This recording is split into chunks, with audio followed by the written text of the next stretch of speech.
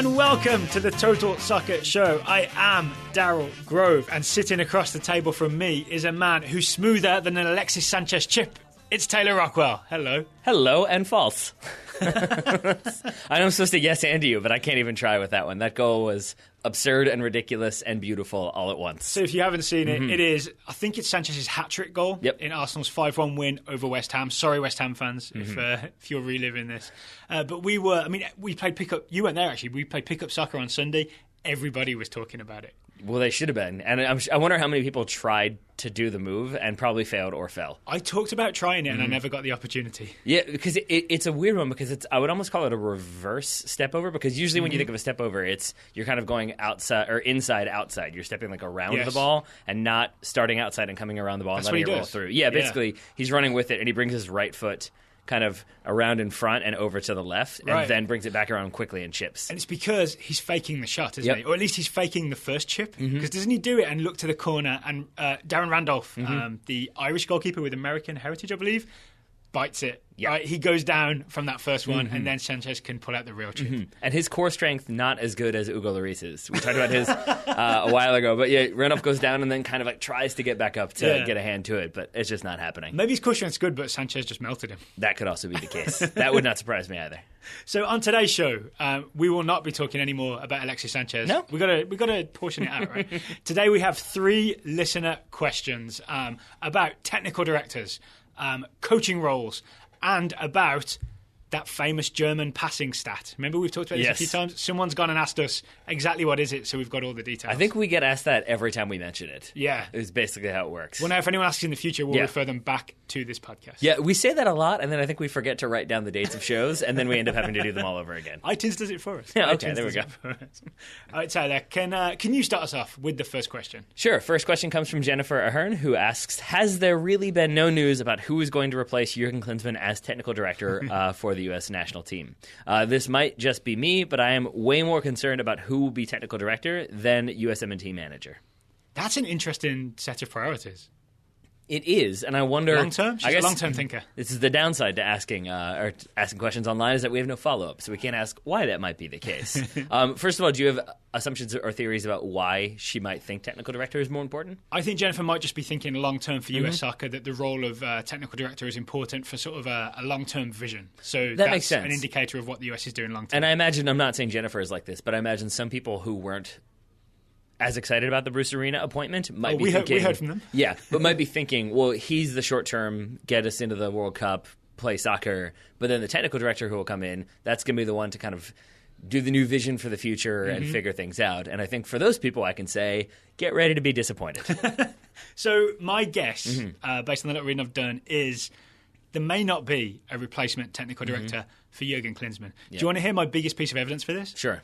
There was no previous technical director until Klinsmann was named technical director in 2013. And I want to say that really quickly. I completely misremembered this process. Okay. Because what I had always remembered is that in 2006, that was when Gulati first approached Jurgen Klinsmann about taking over the U.S. national team. And I remembered it then as being that Klinsmann was holding out for more control. I remember that story. And I think I bundled that in with technical director. So that I remembered it being he didn't want just to be the head coach. He wanted to be head coach and technical director. I don't think you're wrong. And I remembered it then being that that's what he got in 2011. But you're right. It's that when he got the second offer, which I've now seen written a bunch of different times. I wonder if editors went back and inserted the word unexpected. But even in like 2013, I heard like when he got his unexpected contract offer, it's like, oh, all right. But that's when he became technical director. Yep. And that to me is maybe something that he had maybe negotiated at the time to further kind of entrench himself within U.S. soccer and make it impossible for him to be fired. I also think it was more about the optics of looking like he had some control over the long-term vision. That would make sense. Right? Yeah. Because even then, again, to go back to like the 2 letters story about you write 2 letters, like that was maybe his interim 2 letters where it can be like, well, I haven't actually had control of the program. Right. So I've been saying all these things about how we want to play proactive soccer and be clever and, develop better players, but I haven't been in a position to do that. But now that I have the technical director role, well, that's obviously going to happen. And instead it hasn't really happened, at least not from Jurgen Klinsmann's influence. And yeah, so if you look at there have been changes in the last few years to the way that US soccer works, the way youth development works, the way the academies are set up, right? And we can name some things which are like, now it's by birth year, right? Now, if you're a development academy... Explain that, yeah, if you don't mind explaining that. So instead of like your year for soccer being your academic year, essentially, it's now just the year, right? It's not like September to May, 2000 to 2001. It's just you are a year 2000 player. That's my understanding of it. So but then that can be a problem, right? Because like this is what Malcolm Gladwell wrote about, which is that you have when you have systems that favor people. If your system starts, if you're born on January 1st, 2000, then you're in the 2000 class. But if you're on December 31st, 2000, you're still in that same one. 364 days behind. Yeah, exactly, like, and thus smaller. Yeah, exactly. Yeah. But they've taken steps to curb that as well, right? It's called the Boys Future Team, I believe, and it's deliberately set up for like guys who are like basically smaller because they were born later, or smaller just because they're smaller, right? So it's guys who might be technically savvy or really intelligent with the ball, but aren't physically ready to play their age group. They have a whole, or to excel in their age group the way they should. They have a whole system for that, right? So that's one example. There's the development academies you can't also play in high school. That was a big rule at the time, right? Lots of little changes have been made like this that do have a big impact. But the thing is, it's not clear that these are definitely Jurgen Klinsmann changes, because every time I saw these things announced, the guy that was quoted, the guy that would explain them, was youth technical director Tab Ramos. Right. Yeah. And I think that's what it's been in the past, right? It's basically been a person who's in charge of youth development of youth soccer in the United States. Previously, it was Claudio Reyna. From 2010 to 2013, it was Claudio Reyna, but he was the first youth technical director. Right. And from everything I've heard, from everything I've read, now this could be in response to Klinsmann being fired, but even these go back to 2014 to 2015, November of 2015, there were a bunch of articles written about Klinsmann as a technical director, which was that he wasn't much of one, that it wasn't a day-to-day thing, he wasn't consistently involved. An honorary title. Well, yeah, basically, or a title where it would be occasionally, maybe Tab Ramos would come to him and say, I want to do this, what do you think? But it wasn't Jurgen Klinsmann saying, America's first touch is bad, we've got to work on that, so let's make that happen. I think it was more of kind of, as you say, a ceremonial position where he was allowed to do certain things and was permitted to do certain things, but it definitely was not his overarching goal. There were even those reports in, I think, November 2015. That's where I remember looking back at that's what I read. Yeah, Jay Berhalter, who's, I can't remember his exact title with US Soccer, but essentially he took over a lot of the commercial aspects of what the technical director would be doing. So in the end, I don't think Klinsmann was doing that much. And I've got this for you, Taylor. From the Q&A with Sunil Gulati announcing Bruce Arena's hiring. This is the big one. He was asked who would be named US Soccer technical director. Gulati's answer is, we're not in a rush on that. The priority of the two positions that Jurgen had was certainly the national team manager. That's where the urgency is in timing. Tab Ramos is our youth technical director, and a lot of the work that goes on falls under his jurisdiction in any case. Ellipses. We'll sit down over the days and weeks to come and make a decision on how we're splitting up the role in terms of the technical director of the overall program. That says to me that he didn't want to say it like bluntly right now, but mostly the technical director work is mostly youth technical director. We already have one of those. We're going to quietly let this be the case going forward. Yeah, and I think that makes sense because the quietly part makes sense, to clarify. Because if you're US Soccer and you don't want to then, if and when Bruce Arena leaves, I would say when, probably not if, because eventually after we win the World Cup in 2018. 2026, man. That's the World Cup winning year. Just wait. Then you probably, when you bring somebody in, you don't want them to have, again, these double titles. You want them to just be the manager. You focus on development elsewhere with different personnel. But I think one thing that is interesting in this and the next question we're going to answer is about how I think people, and myself included very much in this situation, think about jobs in soccer. And I think a lot of times you have this idea, maybe this explains how little I know about the corporate world, but you have this idea that like you have a CEO and a CFO and a COO and lots of Cs. But everybody has like specific roles. Like defined roles. Yes, like so the CFO is, the chief financial officer. They're in charge of this aspect of running the business.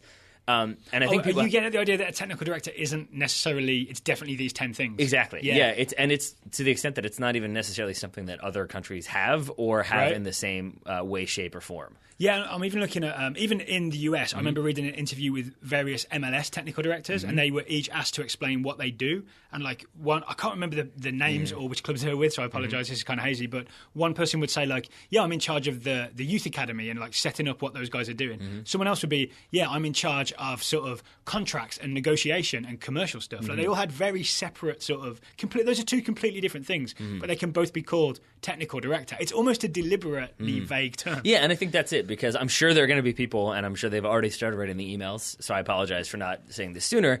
I'm sure there are people who are going to say, like, well, actually, each company's CFO or COO does a different job. Yeah. But I think to outsiders, you just have this idea that, like, the corporate structure is the same. That's how it works. But you know that the CFO does financial stuff. Oh, yeah, no, The F is for financial, that's very right? true, that they're related to the financial aspect. But with technical development, I guess you'd say, well, they're involved in the technical development of the program. But regardless, all I'm saying is that to an outsider, I think you always have this idea that they're, like, clearly defined roles within the like operational structure that are just uniform and universal. And so that's the way things work. When in reality, they are, as you said, one club might have a technical director who's in charge of media affairs. They're technically in charge of directing media or whatever it is. Or one is youth soccer, one is the first Scorsese. team. Yeah, exactly. That's all it takes, man. That's all it takes.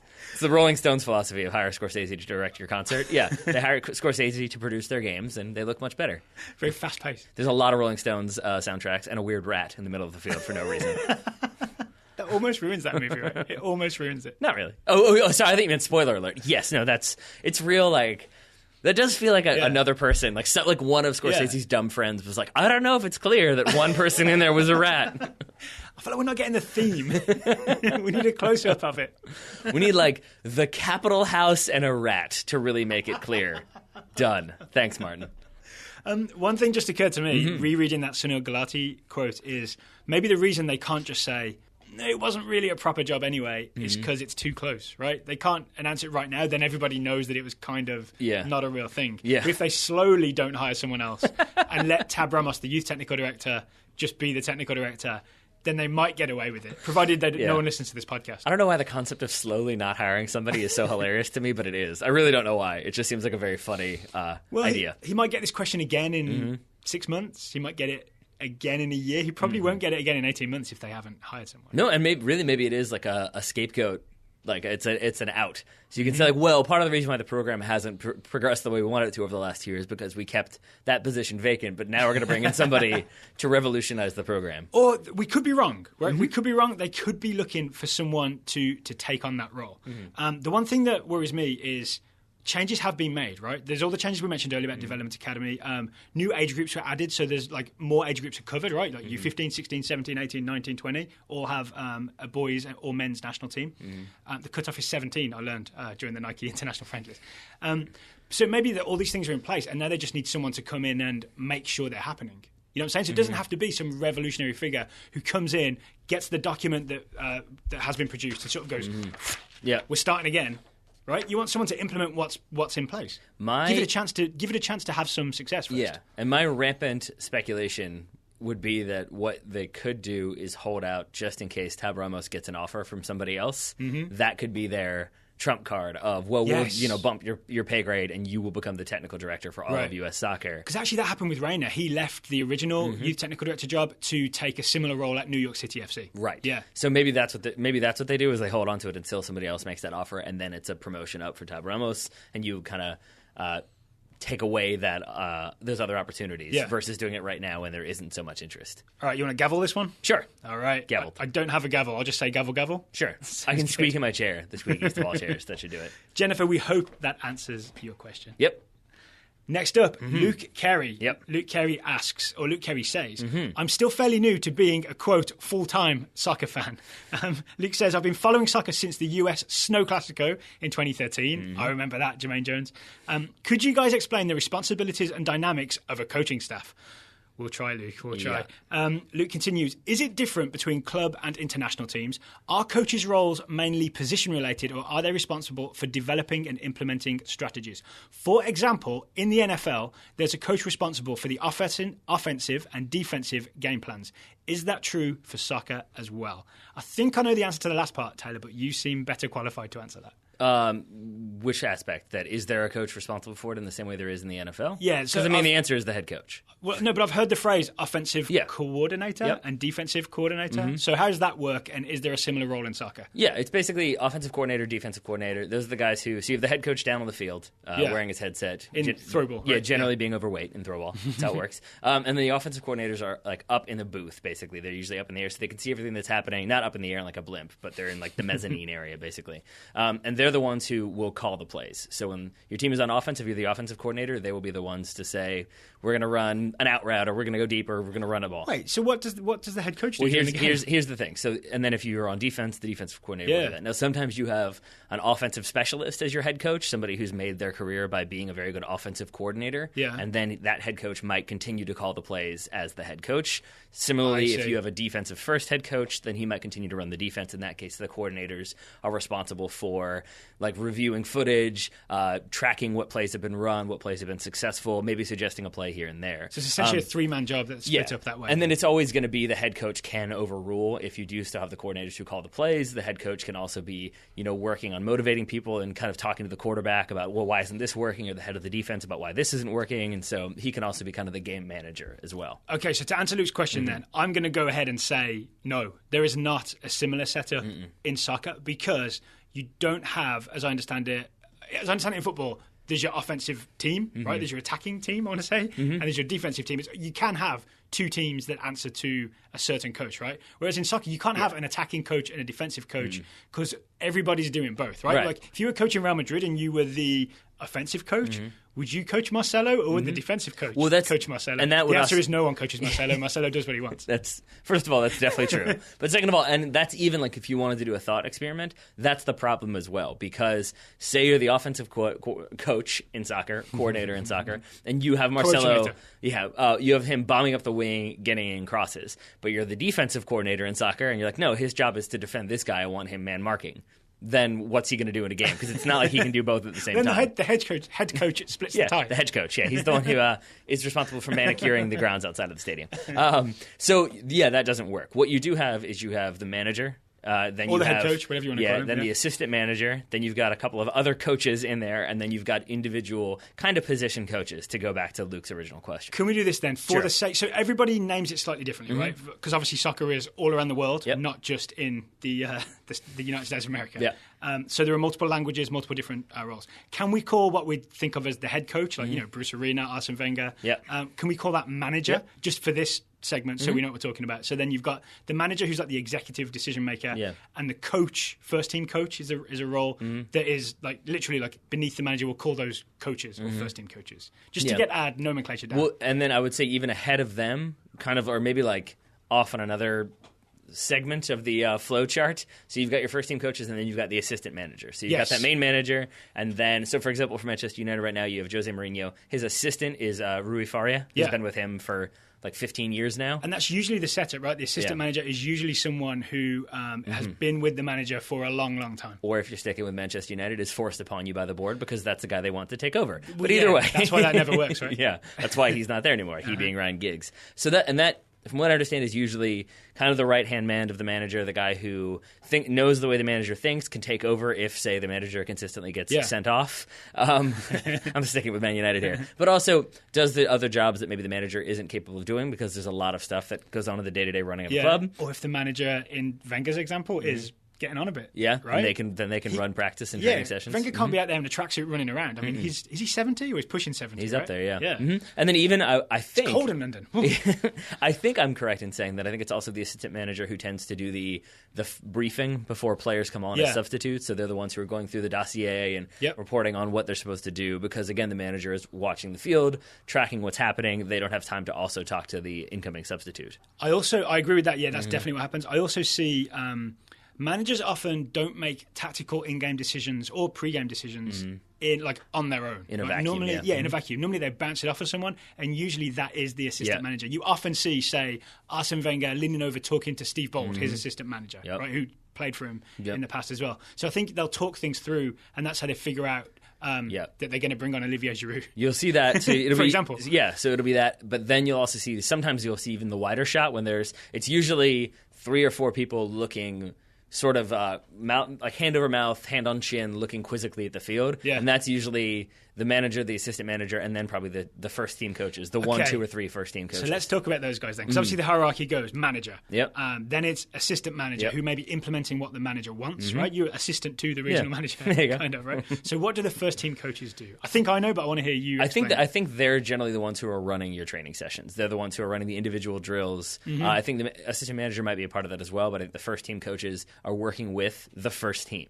Yeah. So they're not worried about youth team players. They're not worried about the up-and-coming 16-year-old or the up-and-coming 20-year-old unless the manager has brought them into the squad. That team has its own coaching setup, right? Yeah, you'll have a youth team coach. Yeah, so these guys are working with the first team on a day-in, day-out basis, working on the drills, working on the programs that help them be better players. Is it too reductive to say they just put the cones out for the drills? Yeah, I think so, because I think it's also... They probably do that, though, right? Yeah, because even my guess would be, and this is something where I haven't read too much about the subject, but my sheer guess is going to be that if you were to look at... I'm going to stick with Man United for purposes of knowing the names.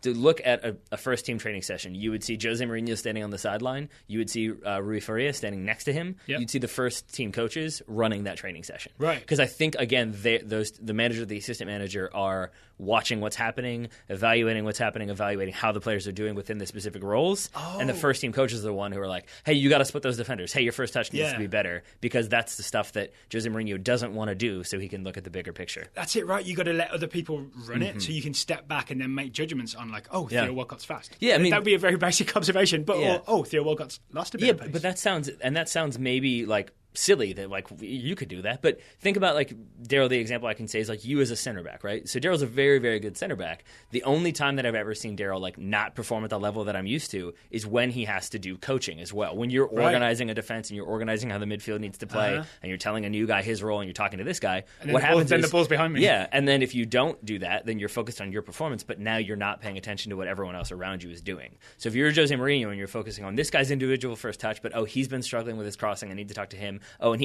Now you're focusing on these really weird individual specific elements and not on, hey, we need to play a successful 3-5-2 to make this work. Right. Then you're focusing more on who can do what. To pick an example completely at random and not related to USA v Mexico. I don't know what you're talking about. So that's what I mean. So I think that's why you pull yourself out of that and have other people do the nitty-gritty, the grind, so that you can do the overarching pretty picture. And you can go, most Premier League teams, for example, you can go to their website and click on, say, first team staff, and you'll see the hierarchy, right? You'll see, not necessarily as a family tree type hierarchy, but you'll see the list of staff, right? And we've named, there'll be a manager, there'll be an assistant manager, there'll probably be 2, 3 first team coaches.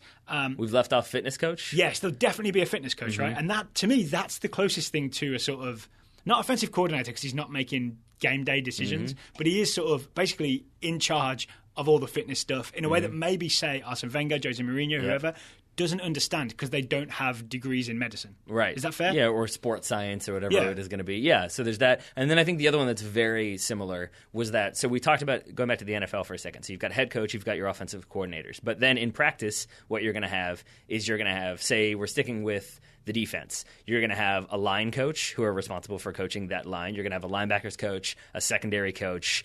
There may be other ones in there as well. You're going to have a special teams coach, offense. You're going to have linemen. You don't really have that in soccer, right? No, but what I'm saying is you're going to have those specific positions that then you work on, you break it down even further. With soccer, I think the only thing that's roughly equivalent is the goalkeeper coach. Right, because it's such an individual position. And I think that one does transcend. It's not the first team where they're just working with the first team. I think they do have interaction with the U16, the U20, the U23 goalkeeper. Right, but there'll be a youth goalkeeper coach probably as well. Probably. To go full-time with a big club with a lot of money. With a big club, exactly. Yeah. That makes sense to me because especially then you can't. So that is a specific position. It requires expertise that again the manager might not have. Right. That's why I don't know if he's still there, but Chris Woods was the US goalkeeper coach. Right. He came. I don't know if Klinsmann appointed him or he came with him.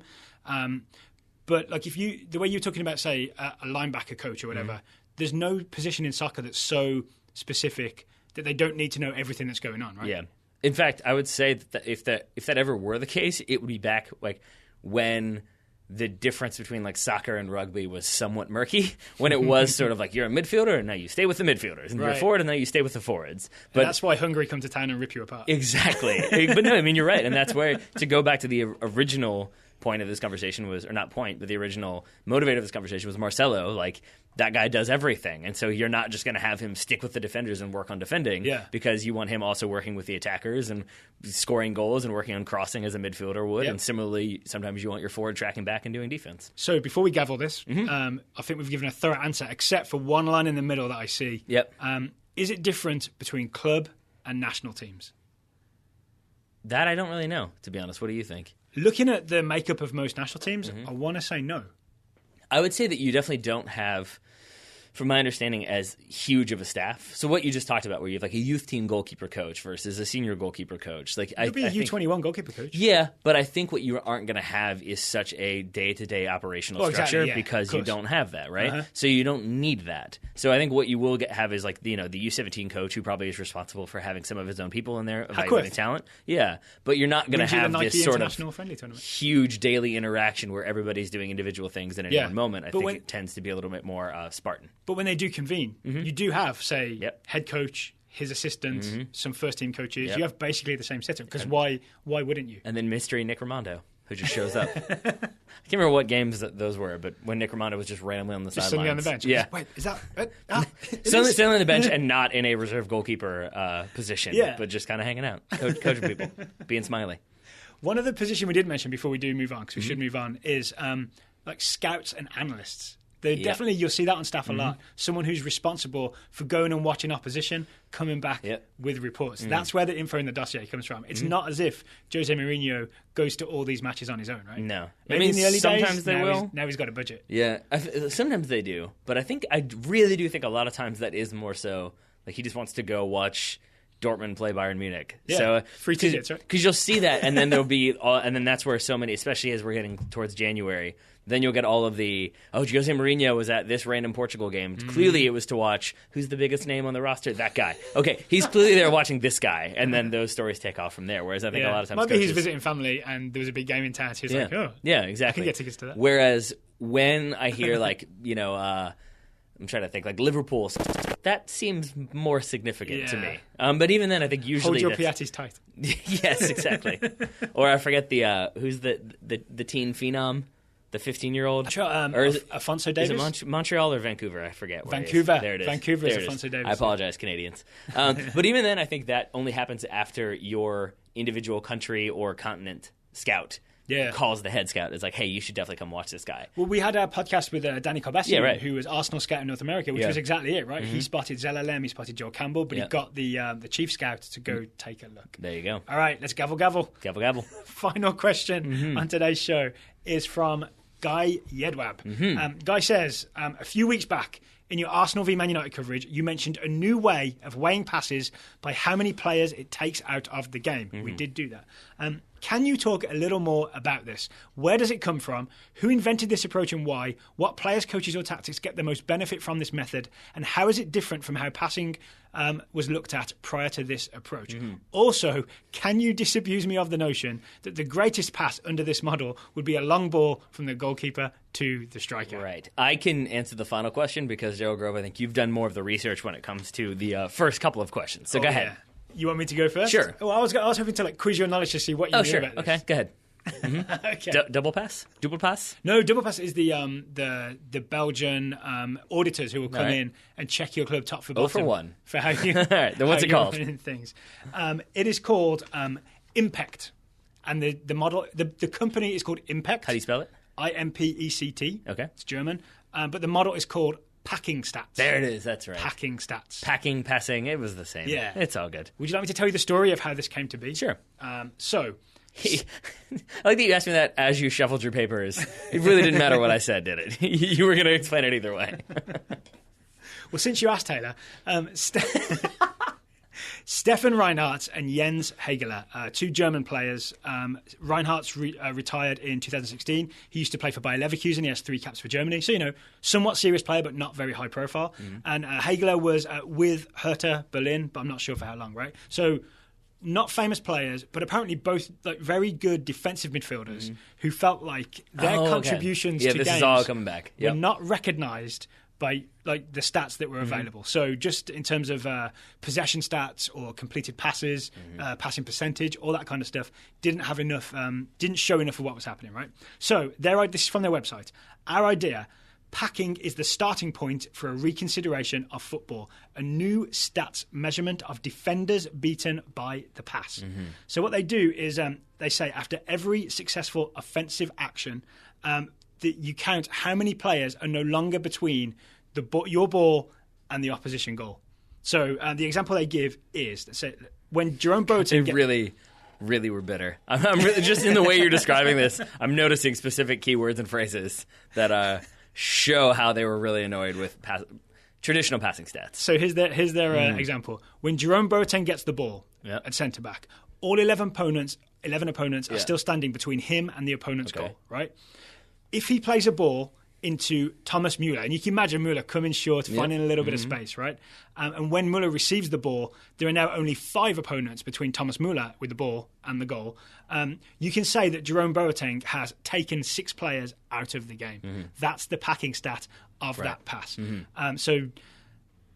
the reason why I was saying that it was funny to me as the way that these guys were kind of coming about from this is that if you look at usual, like the 4-4-2 stats app, for example, the main passing combinations you'll see are always going to be like center back to outside back. And I imagine that if you're a player who prides yourself on creating opportunities and playing those high-risk passes that could lead to big reward. Yep, like Boateng does, right? And then you see your stats after the game and it's like, oh, great, I have the worst passing stats on the team and everybody thinks I'm terrible. But in reality, I split the defense like 6 times, but I don't get nearly as much credit for that, which is why I was laughing because you had the offensive action, which I imagine then that if Jerome Boateng, instead of playing that ball into Thomas Müller, if he dropped it back to Manuel Neuer or played it laterally to, say, Mats Hummels, I bet that probably doesn't count for nearly as much, if at all. I mean, if no one is taken out, then it's 0. Exactly. Right? Yeah. So then it kind of negates the appeal of tracking that statistic. Exactly. Yeah. They also noted that they think this is important. They said that the team that has the higher packing rate, as in takes more people out of the game with more passes, if they have the higher rate in a game, there is an 86% chance they do not lose that game, which is pretty good, right? So if you're the team with the higher one, only 14% of games you don't lose. Yeah, it also guarantees that you're going to win the presidency. Well, actually, that brings up the idea of who's using this. Yep. And as far as I can tell from my research, this all came about in the summer of 2016. The answer is only TV. Really? Right, yeah. So Reinhardt and Hegler have, invented this, rolled it out to the public, but I don't think any teams have been like, oh yeah, we'll hire you to do our stats, right? Instead, they've just been on German TV presenting their idea, and then some German TV stations, I think, used it during Euro 2016 to measure, to see how successful it was. And they found that, teams with the higher backing rate would usually win games. Yeah, and that makes sense, but I also... You seem skeptical. Well, I understand why people wouldn't want to pay for that. Because first of all, to answer, guys, final question, the answer is that wouldn't count because you haven't actually taken. Remind people what guys. Yeah, it was the greatest pass under this model would be a long ball from the goalkeeper to the striker. But in that situation, you're not playing it on the ground. You're not playing it through people, right? You're just kind of hoofing it long and hoping that player can control the ball. Yeah. So it would require then, I'm assuming, that if you kicked it long, that your striker had to cleanly settle it for it to be a clean reception. Otherwise, it probably doesn't count at all. And even then, I don't know if it would count because you've gone over the top and not through. Well, since you asked, Taylor, on the Impact website, they have an FAQ. So it says English version coming soon. So I had to go to the German version and Google Translate. Oh, they should be reliable. So prepare yourself for some awkward phrasing. One of the questions was, is it enough to shoot the ball high on my striker? Meaning, is it enough to just kick it long to the striker from goalkeeper to striker? Is that plus 10? Yeah. Right? They say, for us, an action is only effective if the other player can handle the ball safely. Right. If the striker can handle the ball securely or forward the ball to another team player, meaning, bring it down and pass it on, the opponents are transferred, meaning they're counted as beaten in the packing stats ratio. I would bet it's not bring it on, actually. I bet that means forward the ball would probably mean intentionally flick it.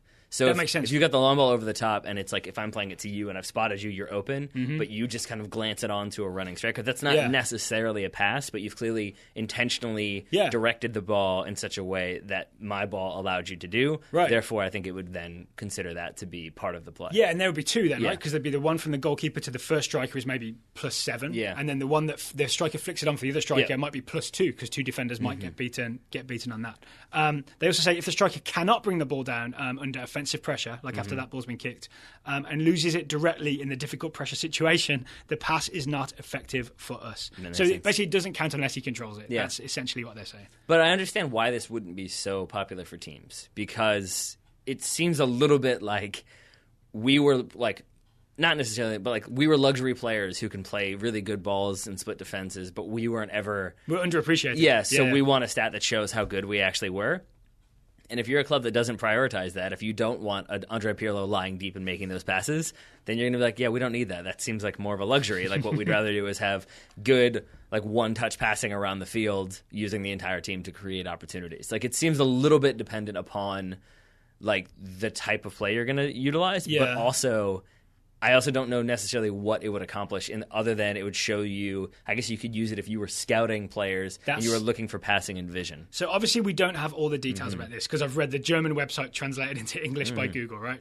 But as I understand it, a good coach or even like someone like us watching a game will know, we'll see a good pass that beats 4 players. We'll be like, oh, that's good, right? Yeah. So a team doesn't need to have these guys come and run analysis to tell them that Michael Carrick pass that beat 4 people is really good, you should hold on to him. Yeah. You know what I'm saying? Yeah. So there's no need to come in and get that to analyse your team because if you know your team, you pretty much know that already. I think the only thing I could see with this is if there was a big database of specific players who had really high packing rates, packing stats, you could maybe identify some people that have been underappreciated or like going under the radar in Bundesliga 2. And you'd be like, oh, we should go take a look at this guy. He could be the next Julian Weigl. You know what I'm saying? Yeah. So it might be better as just a one-time database scouting tool. It's almost like having Football Manager to be able to click through and see someone's stats and be like, oh, we should go look at this guy. There we are. Yeah? All right. You with me on that? Yeah. Gav. Oh, I also want to just give a shout out to Bundesliga Fanatic, an article by Max Regenhuber, because he did a good job of also sort of translating some of this stuff so that English speaking and reading people could appreciate impact and packing stats. Nice. And while we're talking about articles that people should check out, there's the one, forgive me, I forgot the title, but I retweeted it from the Total Soccer Show Twitter account, the Sean Engel article about the, I think, Scandinavian company that are working on establishing like basically a soccer IQ. Yeah. So that, and it is basically a battery of tests that show how players like adapt to creative environments, and it's all these different tests that show a player's basically soccer IQ, and they think they found a correlation. So there's a lot of like spatial awareness stuff. I read this as well after you retweeted it. You're like a great curator for me to navigate. So one of them was about having to. They'd set up things so that you had to do something other than the habit that you normally have, right? And they would test people to see if they would figure out to not do the normal thing they do in order to solve the problem, and that those would be the most successful players. I think like Iniesta and scored really high on this. Iniesta and Xavi, not surprising. But even like one of the ones that really was fascinating to me, because it's something that I'm not particularly good at myself, is like not just going by what you're told to do. One of the tests was finding like shortcuts, essentially, like finding ways to make the thing that you're asked to do easier while you're doing the thing you're asked to do. And Iniesta and Xavi like consistently kept finding shortcuts and ways to remove this inhibiting obstacle so that it could be done far easier. And that's a sign that you're very, very intelligent. So that'd be like that test where it's like 15 steps on a piece of paper, and like step 14 is ignore the previous 13 steps, which had you doing all kinds of crazy formulas. It just says like write your name at the top of the paper and say you're done. Step 1 is read all the steps first. Yeah. Well, I mean, yes, some people would read step 2 and do step 2 without reading down the page. Yes, that a little bit, but also I think more like if you had to like pass a ball, but you had like a wall in the way. So you had to like get the ball from one side of the wall to the other, but you couldn't go over, you had to go around it. But then like Iniesta and Xavi would find a way to like drill a hole in the wall, and then you can pass right through it. Like it's finding ways to adapt to a situation that you're given to make it work to your advantage. I'd hire a bulldozer. See, I think that would be a way to do it. There you are. There you are. All right, Taylor, we have some great scouting reports to come up later on today's show, including a look back at that glorious, glorious few days for the US Under-17s. Yeah, we do. But first, today's show is sponsored by SeatGeek. SeatGeek are back as Total Soccer Show sponsors. Welcome back, guys. SeatGeek is an app that makes it easy to buy tickets online for sports, concerts, comedy, anything that you want to see. So basically, it's an aggregator. It goes through all the different sites that have tickets available, be they like first sale, direct sale, or resale. Brings them all together. So you have like one place to look for those tickets for the sports or concert or, play, theater, ballet, venue of your choice. Even if they're sold out, like, say, Hamilton or MLS Cup. There we are. So famously on Monday, MLS Cup final tickets went on sale at 1 p.m. They sold out at 1:03 p.m. That they did. Seattle and Toronto fans were on those tickets fast. But if you open up the SeatGeek app, search for MLS Cup, you will be able to find MLS Cup final tickets that are being legally resold via SeatGeek. You'll be able to find the best price there. There you are. They're a little bit pricey, but, it's a championship game. Final. It's what you'd expect. Yeah, absolutely. So if you download the SeatGeek app, go to the Settings tab, enter the code TSS.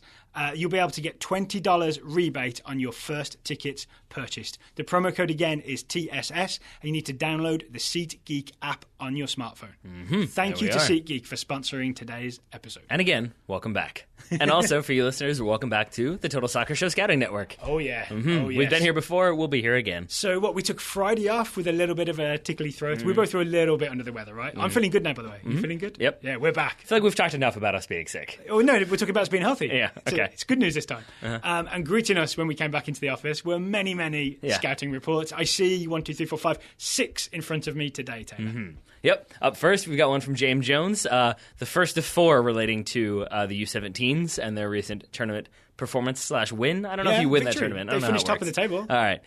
They got a trophy and they did the mannequin challenge. I think the confusing thing is that they didn't call it a tournament. It's called like the Nike International Friendlies. Yeah. And if you add a tournament on the end, that would be helpful. Yeah. I always add it myself, but with a lowercase t. That's exactly what I did, both for Pace Soccer and for the Goalmouth. James Jones is scouting Andrew Carlton. He says, Carlton put in two more nice goals against Turkey, but was held scoreless against Brazil. In addition, he was nominated for U.S. Soccer Young Male Player of the Year, and will almost certainly lose to Christian Pulisic, but at least he was nominated. That's fair. That's fair. Wes Kaufman has also emailed us. Got his name right this time. He did. And Wes is scouting Ayo Akinola. Wes says, first off, Taylor is correct. My last name is pronounced Kaufman, although I pretty much answer to anything. And as is tradition, Daryl Grove has not read the scouting reports. Go ahead, Daryl. Second, Ayo is pronounced Io. At least that is how the announcers on US Soccer's channel on YouTube were pronouncing it. All right, I'm not putting all my faith in those guys because I also saw those guys had a replay over the US's first goal in one of those games. Oh, good. Yeah. Okay, fair enough. It was classic, slightly slow production. Yeah. Oh, we've got to get a replay, Yep. They started the replay as a ball was chipped over the back I'm of not the sure, defense. speaking from experience of being the announcers and not being the directors of a game, maybe don't blame the announcers for that one. That's fair. Yeah. That's fair. That's literally shooting the messenger in it. A little bit. Most importantly... Not literally, but close. Yeah, anyway. Most importantly, Io had a hand in 4 of the 5 goals against the U17s, which they put past Turkey, 2 of which he scored himself. In the final game against Brazil, Akinola used his quickness and skill to dispossess Brazilian defender Mateus Stockel and then finished brilliantly just inside the left post. Finished the tournament with 4 goals and 2 assists. That's why he's in the Total Soccer Show Scouting Network. From the old Brazilian Stockel family. Yes, another U17 report comes from Zach Betcher scouting Timothy Weah. Weah stepped on in the 70th minute of the U17's game against Brazil and scored a late goal to make it 3-0. Weah finished the tournament with roughly 20-minute cameos in all 3 games. He's like the youngest on the team, I think. Right? Indeed, yeah, and scored twice in that 60-plus minutes. And in Zach's very biased opinion, looked a step or 2 faster than everyone else on the pitch. Zach says he would be clamoring for Weah to be in the starting 11 if the 3 attacking players ahead of him hadn't combined for 12 goals over 3 games. So I guess first player off the bench will just have to do for now. Maybe Timothy Weah is just like motivating those other front players to keep going. Like, whose kid is on the bench? All right, I better play well. Well, it's Josh Sargent, Andrew Carlton, and the aforementioned Io Akinola. Yep, there you go. Final scouting report from the U17 tournament comes from Scott Rowden. He is scouting Jalen Lindsay. Scott watched the U17s to keep an eye on Jalen and was pleased overall with his performance. Lindsay started at right back, played the entire game in the US's win over Brazil. In total, he played 251 of the possible 270 minutes and was one of the US's consistent performers in defence. So there's your U17 roundup. Congratulations to the U17s, who won that tournament handily, I would say. Finished top of the table. Big wins in every game. I'm counting that 3 goals against Brazil. 15 goals for total? Not bad. Yeah, that adds up. That adds up. It does. Should we, I want to talk about this a second. Should we be super excited about this or really excited about this? I'd say really excited. I would say really excited, yeah. The best friends or the best of friends? I'd say really excited because I know it's U17s. I know it's just like a one-off tournament, if it's even a tournament or just a series of friendlies. I do know it happens every year with roughly the same team. Sometimes England comes over. Yeah, but I think, number one, the argument that I made when I did Goalmouth last week is that this is the tournament that kind of launched Christian Pulisic into like international prominence. Like people who followed youth soccer knew him, but it is the tournament that helped a lot of people like come to know his name and establish him as like a brand name that could then move to Dortmund. And then I think with a lot of these guys, you see just how technically good they are. And that's what kept standing out to me in the games that I watched. It wasn't just that they had a few smash and grab goals, and they had a big striker who was fast and kicked it long and then hunkered down and won 1-0. These dudes, not only did they win this game, but they beat these teams handily, and it wasn't just the scoreline, but that Portugal game, they passed around them. It was Andrew Carlton sombreroing Portuguese defenders. It was dominating possession. It's confidence, right? Yeah, and so it just seemed like the type of game that I really do think Jurgen Klinsmann would have liked to have pointed to and been like, see, this is happening because of me. That's why they're playing this way, even though it had nothing to do with these guys or the development or their overall approach to this game. I will say this, right? Like going back reading all the technical director stuff, Claudio Reyna getting hired in 2010 showed the US beginning to think about let's do things differently at youth level. Right. I think you are starting to see some of the fruits of that. So every time you hear someone complain about the US, say they lose a World Cup qualifier, the men's senior team, and people say, oh, well, our youth system's terrible.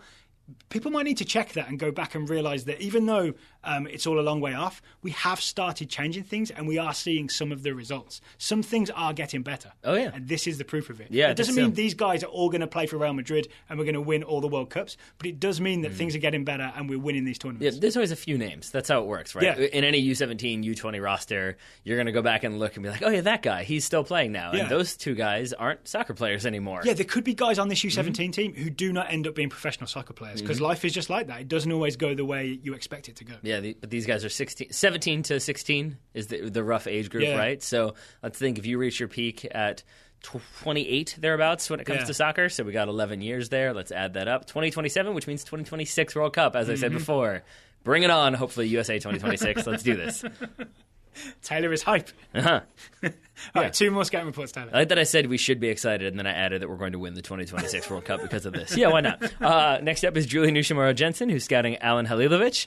Julie sent us, quote, a sort of non-report, since our Croatian friend has not featured for Hamburg in some weeks now. Her Forza football app tells her that he has a knee injury, though that hasn't been reported elsewhere. She has, however, seen that a January move back to Spain is likely, and that maybe he chose money over practicality when he left Barcelona last summer, he being, again, Alan Halilovic. I was so excited about the Bobby Wood, Alan Halilovic hookup that was going to dominate the Bundesliga. Yep, and Alan Halilovic did not play in this recent game, and Bobby Wood got, 15 minutes? Yeah, they did win 2-0. Hooray! But Bobby Wood was present and observed the second goal go in. Yay, that's good. That's what you want on the scouting report. Perfect. And final report, Mr. Grove. Final report comes from Ben Tondera, who is scouting Mason Holgate. Holgate of Everton. Holgate came on in the 67th minute of Everton's 1-1 draw with Man United after Seamus Coleman was subbed off due to getting kicked by Zlatan. He looked solid in his 25-ish minutes, did Mason Holgate, and even got forward on a few occasions. A few media outlets in Liverpool have been calling for Holgate's return to the side, so they have been satiated at least for now. Also, shout out to fellow Barrow AFC fans. Come on, you Bluebirds. How did that sneak into a scouting report? He put it in there. I didn't know what Barrow AFC were, so I put it in there and then Googled it and found out that they're a team that are now in the third round of the FA Cup. Well, if we're doing that, then my old team, Stourbridge, we don't have time for this, in the third round of the FA Cup. If they beat Northampton Town in their second round replay, they will be playing Wycombe Wanderers away. Come on, you Glass boys! Well, while we're on the subject of your old teams, I did love that recently we were looking at players from a certain team, I won't say which, and you were talking about how bad some of those guys were, and then we clicked on one and it was a team that you used to play for, I think, and then you kind of were a little bit quieter after that. And that's all I have to say about that. If you would like to join the Total Soccer Show Scouting Network, you can go to totalsoccershow.com/subscribe. All the details will be there. Essentially, you'll be supporting the show financially, helping us make our 5 shows a week, and we'll give you a young player to keep an eye on. If you subscribe at $10 a month or higher, we guarantee to answer one of your questions on the Total Soccer Show every month. There are people from November that we haven't quite got to. Those are in the hopper, and they will be answered soon. Hopper. We have a question hopper. Yeah, same thing for scouting reports. We did get a lot of those, so we will get to them later in the week. That's totalsoccershow.com/subscribe. Yep. All right, Taylor Rockwell, thank you for taking the time to talk to me today. Right back at you, buddy. Listeners, thank you for listening, and we will be back again tomorrow.